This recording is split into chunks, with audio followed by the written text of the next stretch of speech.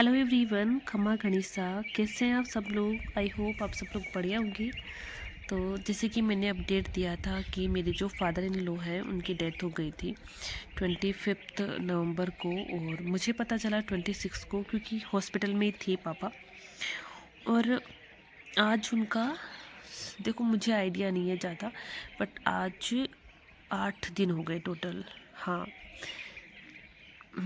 8 दिन हो गए। आज 9, 10, 11, हाँ 8 दिन हो चुके हैं ऑलरेडी, 8 या 9 दिन, मुझे नहीं पता। उसका रीज़न ये है कि मैं बस ये है कि टाइम ही नहीं मिलता इतना सब कुछ सोचने का मुझे। और अभी भी मैं बस कपड़े लेने आई थी, और आज मतलब कि थोड़ा सा मुझे टाइम मिल गया, तो मैंने सोचा थोड़ा सा रिकॉर्ड करते हैं। तो ये हुआ कि मतलब मैंने सोचा थोड़ा सा अपडेट भी देते हैं मेरी जो यूट्यूब फैमिली है। तो देखो, मुझे आपको बस इतना ही बताना था कि मेरे जो फादर इन लॉ हैं उनकी एज ज़्यादा नहीं थी, 58, हाँ 58 के वो थे। उन्होंने रिटायरमेंट जो है वो पहले ले लिया था, मतलब 1 साल उनकी रिटायरमेंट को हो गया था। बट किसी रीज़न से उनकी जो किडनी थी वो भी डैमेज हो गई, प्लस उनका लीवर भी ख़राब हो गया। और अभी पिछले 2 महीने से तो वो काफ़ी बीमार चल रहे थे। तो मैं खुद भी यहाँ आके रही थी, 20-25 दिन हम लोग रहे थे, मैं और मेरे हस्बैंड। फिर हम इनको जयपुर ले गए थे, जयपुर ही इनका ट्रीटमेंट चल रहा था, 20-25 दिन ट्रीटमेंट चला उनका। और फिर लास्ट में डॉक्टर ने तो हमें पहले ही बोल दिया था कि देखो अब इनमें नहीं बचा है कुछ भी।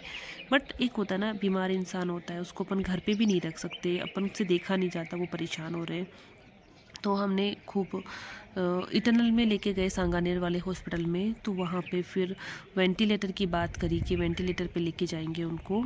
तो जैसे ही वेंटिलेटर पे गए तो फिर पापा सरवाइव नहीं कर पाए, और 25 नवंबर को पापा 4 बजे के लगभग शांत हो गए थे।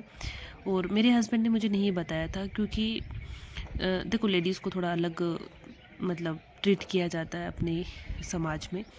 तो फिर हम लोग 26 को अर्ली मॉर्निंग गांव आ गए थे।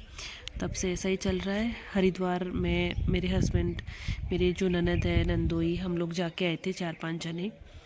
और बहुत बुरा एक्सपीरियंस है, बहुत बुरा एक्सपीरियंस है। कभी सोचा ही नहीं था लाइफ में कि ये चीज़ें भी हमें करनी पड़ेगी। और देखो, कोई भी इंसान जो आया है वो जाएगा भी सही, ऐसा नहीं है। मेरे पेरेंट्स हो गए, इवन मैं खुद भी, मैं अपने आप को इंक्लूड करूँगी, हर आदमी इस धरती से जाएगा, ऐसा नहीं है। बट ये दिन जो निकलते हैं ना, जब कोई चला जाता है, तो एक तो उसको लेके आपको इतनी एक अजीब फीलिंग रहती है। फिर ऊपर से ये जो माहौल होता है ना 10-15 दिन का, सच बता रही हूँ ना, इतना बुरा होता है, इतना बुरा कि मैं हर दिन ये सोचती हूँ कि ये दिन निकल गया, चलो ठीक है, अब थोड़े दिन और की बात है। बहुत परेशान हो जाते हैं, मेंटली इतना परेशान, टॉर्चर हो जाते हैं कि पूछो मत।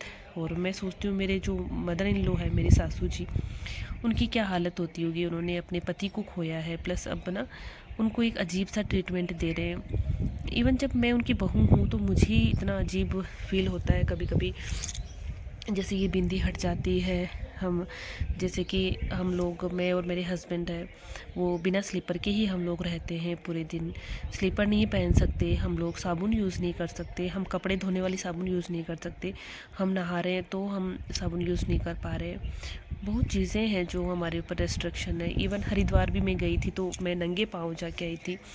और बहुत सारे रीति रिवाज होती है जो बेटे की बहू करती है, बहुत सारी चीज़ों में जो मैंने कभी देखी नहीं। एक होता ना, जो लड़कियां कभी गांव में रही है अपने मतलब परिवार के साथ में, तो उन्होंने ये चीज़ें देख रखी होती है, बट मैंने कभी देखी ही नहीं। तो इतना ओड लगता है, बहुत दुखी से हो जाते हैं यार, ये सब चीज़ें करते करते भी, और देखते देखते फिर वही माहौल, आपको पता है, रोने का, इनका माहौल इतना बुरा लगता है कि पूछो मत।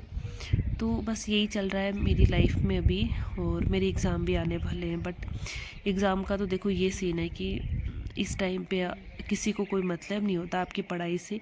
इवन मुझे खुद को भी याद नहीं आता है मेरी पढ़ाई का, कि मेरी पढ़ाई भी है या नहीं है, क्योंकि घर में इतने सारे काम मुझे आते हैं ना कि पूछो मत। तो उनको करते करते से ही टाइम निकल जाता है। तो बस अभी मैं नीचे जाऊंगी गाइस, और बस यही मेरा छोटा सा अपडेट है। ठीक है।